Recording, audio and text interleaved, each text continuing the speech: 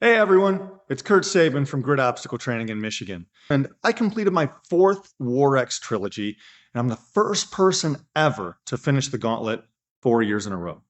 I also earned a black eye on the giant American flag slide that became a race legend. If you're thinking about War-X or any big immersive obstacle race, or you just want to level up your training and mental toughness, this is for you. Now you might ask, why War-X and what were my goals? Look, I signed up year one because one of the organizers had a daughter who trains at Grit. He told me about the 50 plus obstacles in the gauntlet, a 10K, 12K this year, plus two 5K laps that over 99% of people fail. That challenge hooked me.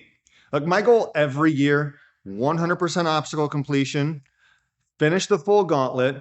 After that, let's try and hit a podium. Years 1 and 2, I went clean, no misses. They kept adding difficulty, and I keep coming back. Look, I already plan to register early for 2027. Now you might ask, training, what do I do? Look, I train consistently at Grit with bodyweight calisthenics, plus added resistance on rings, monkey bars, ropes, cargo nets, walls, everything. I added targeted grip circuits this year, including some dead hangs, some one-arm hangs, rolling pipes with weight and kettlebell, and also kettlebell curls. Trail runs with hills were key. You just want to make sure you can get up and down. Now, here's a gear tip. I always take mechanic or gardening gloves with me. They help on the wet obstacles, and then also just help in general, just getting a good grip. You want to take them off between obstacles, though. If they get muddy, they're pretty much useless. Now, you might, again, want to know more about the epic slide and the black eye story. Now, the most memorable moment was that 350-foot American flag slide.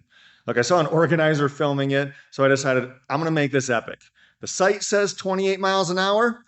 I took a running start, 3 steps, dove, and screamed down the ramp. I tucked at the launch and started flipping. Stretched out, thinking I'd go feet first, but I was over-rotated.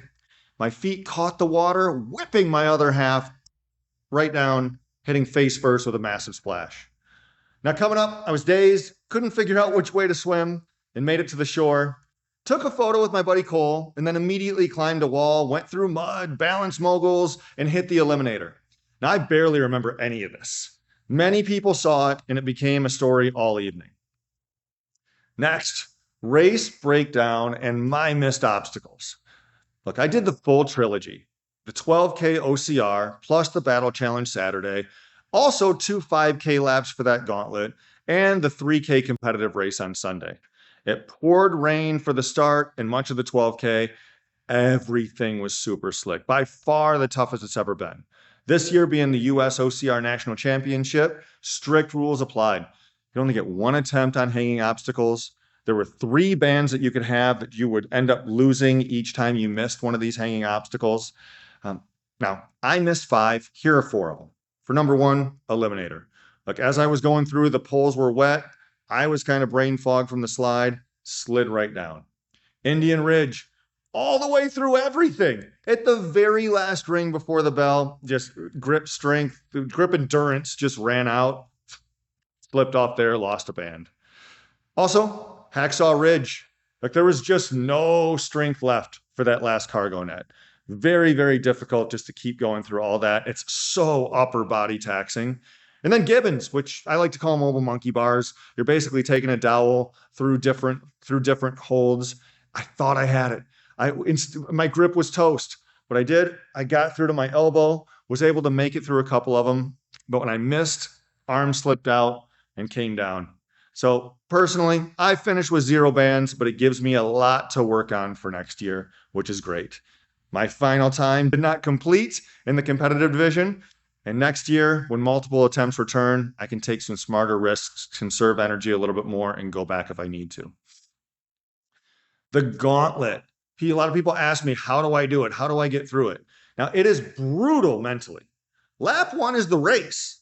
After that, you get this huge adrenaline dump. You're done, but you're not done. You still got a 10K to go, 2 laps, tons of obstacles. Lap 2 feels impossible. It takes everything you have to get back out on that course. But you make it through that. Lap 3's a breeze. All I've got is a 5K left, 3 1/4 short miles. Done. Got this. You can get out there because you know it's near. As long as you know that you can beat the cutoff by only walking, super simple. If you're in a rush, there's going to be a little bit of extra pressure. Now, what did we take with us? We had 16 racers and 18 total attendees. The bonds formed in travel, lodging, and shared suffering were huge. After the gauntlet, I had zero motivation for the Sunday 3K. I just enjoyed it and paced for fun. All right, next thing. A lot of people want to know about nutrition, recovery, and lessons learned. Look, on the nutrition side, maybe the 2 pre-race donuts and 3 or so Uncrustables weren't the best way to go. Might have been a bit too much of a carb load. Still, it tasted good, but they did sit heavy. Now, during the race, they had plenty of stations with watermelon. They had a station with pickle juice. They had some gels out there, and then a banana as you're finishing the lap. Those were great. I will tell you, I still got pretty hungry on lap 3 and wish I'd have packed more substantial food. For recovery, I always say with people, you want to hydrate. Plenty of fluids. You got to replace all that sweat and everything that you lost out there. And electrolytes. Get that salt in, helps hold the water in. You also want to make sure you're getting in quality proteins, carbs, and fats coming out of there. And then, of course, rest and stretching. The more rest you get, that's where you're going to recover. Get some sleep, stretch out, keep things loose the best you can. All right, the biggest lesson for me, personally, I need more grip endurance work. The strength was there, but the forearm pump was brutal. The course had gotten noticeably harder with all the rain and everything, and especially with the Indian Mud Run additions. Yeah, you got to make sure that you've got that taken. All right. Last thing, advice. For anyone signing up, just know you can do this at any level. Plenty walk it and love it. You can skip the obstacles that you don't want to participate in, and that is totally fine. Now, if your goal is, hey, I don't want to do this until I can do 100% obstacle completion, it's probably not going to happen no matter what in year 1. It's a difficult course. It's not meant for you to fly through with ease. Now, what you need to do, though, is train your grip strength. It's very, very upper body taxing. It's also very lower body taxing, but the upper body is where you're going to fail different things. The lower body stuff, you'll make it through. It's just going to hurt if you're not ready. Train your grip, run some hills, hit some obstacles at a place like grid obstacle training. Look, it probably, like I said, it's probably not going to happen in year 1, but you can get yourself there and you'll know what to work on as you go forward. Now, a message to my grit athletes and you. Look, if you want to get better and you want to give yourself a reason to get better, sign up for something you're not ready for yet. Whether it's something as big as War-X, whether it's a Spartan race, a Tough Mudder, a local race that's in your area, sign up for something that makes you uncomfortable. If you do that, you're immediately going to change into a mindset of, I've got to get better. I've got to get ready for this. If you're just going through the motions, working out without a goal in mind, I mean, good luck. You're going to get better. You're going to get in better shape. But as soon as you have a goal behind it, it's going to mean so much more. I try way harder with a big goal on the calendar. Going through the motions of that one just doesn't bring out your best. People ask, well, hey, well, maybe I'll just go and I'll be a spectator for this. Let me tell you this. If you're going to be a spectator, bring yourself a book. Now, this is an all-day woods adventure. Now, you're going to want to make sure that you're prepared to sit around for a while. This isn't your 10K where your boyfriend, your husband, your girlfriend, your wife is going to be back in an hour. And then also, if you're going to go, I like to say get there early, pick up your packet Friday, check out the course, practice a couple things, get yourself ready, because things will be different from year to year. Now, to end this, will I be back? Of course, I'm definitely coming back. The only way that anyone can ever break my record on Gauntlet is if I don't come back. So I'm going to keep this going as long as I can. Now, the best part is pushing your limits and getting comfortable being uncomfortable. And the second best part is watching the people around you grow. So bring some friends, bring some family, bring some people that want to see you do better, as well as you want to see them do better.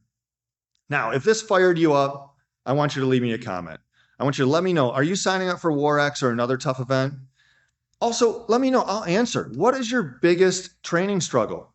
Now, if you haven't yet, please like, subscribe, comment, and share this with someone who needs a challenge. Now, I'm going to put the link for War-X in the description. Would love to see you there. You'll also have the link for Grid Obstacle Training if you want to come train with me. And we'll see you at the next one. As they say for War-X, embrace the suck.